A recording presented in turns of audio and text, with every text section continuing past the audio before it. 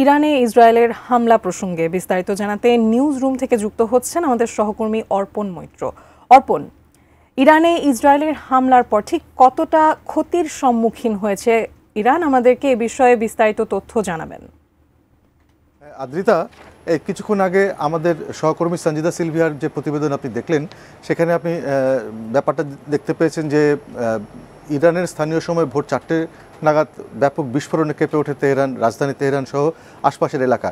এবং তার পরপরই ইসরায়েলি পররাষ্ট্রমন্ত্রী ইসরায়েল কাটজ ঘোষণা করেন যে ইসরায়েল ইরানের বিভিন্ন পরমাণু সমৃদ্ধকরণ স্থাপনার উপর হামলা চালিয়েছে।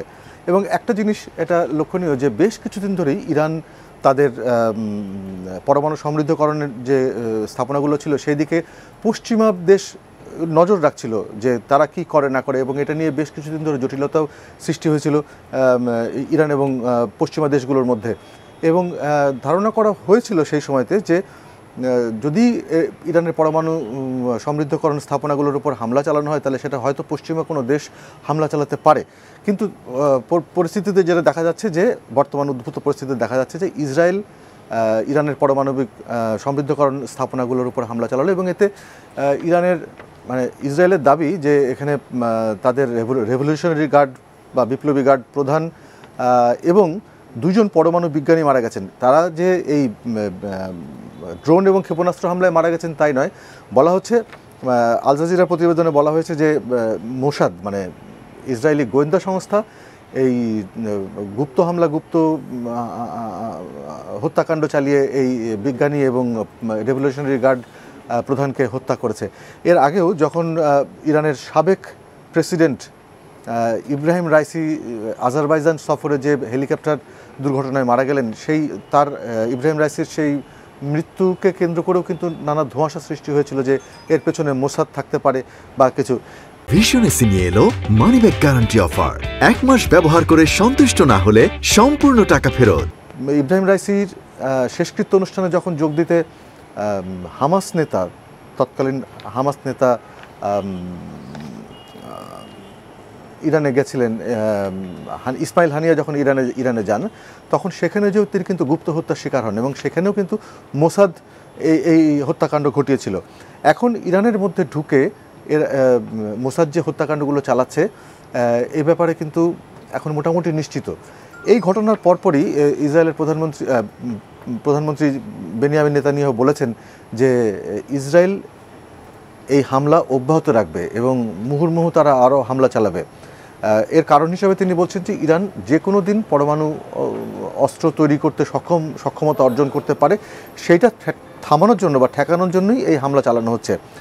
আর এর প্রেক্ষিতে যেটা হয়েছে যে ইসরায়েল কাটজ ইসরায়েলের প্রতিরক্ষা মন্ত্রী তিনি ইসরায়েলে জরুরি অবস্থা জারি করেছেন, কারণ তার আশঙ্কা হচ্ছে যে এর প্রেক্ষিতে ইরান পাল্টা হামলা চালাতে পারে। কিন্তু আমরা যদি অতীতের দিকে তাকিয়ে দেখি যে ইরান এর আগেও বেশ কয়েকবার এই যেমন ইসমাইল হানিয়া হত্যাকাণ্ড বা ইব্রাহিম রাইসির যে প্লেন ক্র্যাশ, এইসব ব্যাপারে যে ইসরায়েলি সম্পৃক্ততা থাকতে পারে বলে সন্দেহ করছিল, এবং তার প্রেক্ষিতেও ইরানের সর্বোচ্চ ধর্মীয় নেতা আয়াতুল্লাহ আলী খামেনি বলেছিলেন, হুমকি দিয়েছিলেন, হুঁশিয়ারি করে দিয়েছিলেন যে কোনো সময় তারা এর পাল্টা পদক্ষেপ নিতে পারেন বা পাল্টা হামলা চালাতে পারেন।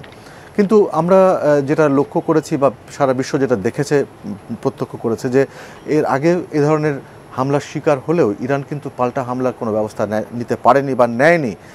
এখন যখন তাদের পরমাণু সমৃদ্ধকরণ স্থাপনার উপরে ইসরায়েল সরাসরি হামলা চালালো, এখন কি ঘটনা ঘটতে পারে সেটার দিকে কিন্তু সারা বিশ্ব তাকিয়ে আছে। আরেকটি কথা যেটা এখানে উল্লেখ্য যে মূল বাহাস যেটা চলছিল সেটা হচ্ছে যুক্তরাষ্ট্রের সাথে ইরানের এই পরমাণু সমৃদ্ধকরণ বা পারমাণবিক অস্ত্র সক্ষমতা লাভের বিষয়ে যুক্তরাষ্ট্রের সঙ্গে কিন্তু ইরানের একটা টানাপোড়েন চলছিল।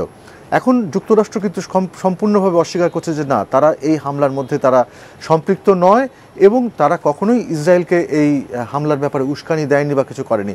এখন ভবিষ্যতে কি ঘটতে পারে, অদূর ভবিষ্যতে খুব শিগগিরই কি ঘটতে পারে, ইরান যদি পাল্টা হামলা চালায় কোনো রকমভাবে বা পাল্টা কোনো পদক্ষেপ নেয়, তাহলে কিন্তু এই মধ্যপ্রাচ্যে যুদ্ধের কিন্তু আরেকটি ফ্রন্ট তৈরি হয়ে যাচ্ছে। এতে বিশ্ব পরিস্থিতি